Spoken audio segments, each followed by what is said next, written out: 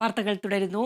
ഇടുക്കി അടിമാലി താലൂക്ക് ആശുപത്രിയിൽ രോഗിക്ക് എലിയുടെ കടിയേറ്റതായി പരാതി. സർജറിക്ക് ശേഷം ആശുപത്രിയിലെ പേവാർഡിൽ ചികിത്സയിൽ തുടർന്നിരുന്ന കമ്പിളിക്കണ്ടം സ്വദേശി ഷാജനാണ് എലിയുടെ കടിയേറ്റത്. ഡയബറ്റിക് രോഗിയായ ഷാജൻ കഴിഞ്ഞ 28-നായിരുന്നു കാലിലെ സർജറിക്കായി അടിമാലി താലൂക്ക് ആശുപത്രിയിൽ ചികിത്സ തേടിയത്. കഴിഞ്ഞ ദിവസം സർജറി കഴിയുകയും ചെയ്തു. ആശുപത്രിയിലെ പേവാർഡിലായിരുന്നു ഷാജൻ തുടർ ചികിത്സയ്ക്കായി കഴിഞ്ഞു വന്നിരുന്നത്. കട്ടിലിൽ കിടക്കുന്നതിനിടെ പുലർച്ചെ കാലിൽ എലിയുടെ കടിയേറ്റതായി ഷാജൻ പറഞ്ഞു. രാവിലെ 4:45 പേറ്റാണ്. അത് കിടന്നു കഴിഞ്ഞപ്പോഴത്തേക്കും ഈ സൈഡ് വഴി വന്നിട്ട് കാലേ കൂടെ എന്തിങ്ങനെ ഓർമ്മകളുണ്ട്. അപ്പോഴത്തേക്ക് ഞാൻ ഇത് നോക്കിയപ്പോഴത്തേക്കും എലി ഇതിൽ ചാടി ഇറങ്ങി പോയി.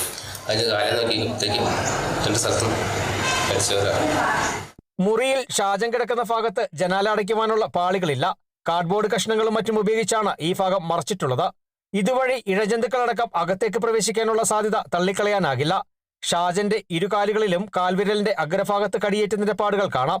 ഇതുമായി ബന്ധപ്പെട്ട് ഷാജന് ചികിത്സ ലഭ്യമാക്കിയതായും തുറന്നു കിടന്നിരുന്ന ജനൽഭാഗം അടയ്ക്കാൻ നിർദ്ദേശം നൽകിയതായും ആശുപത്രി അധികാരികൾ പറഞ്ഞു.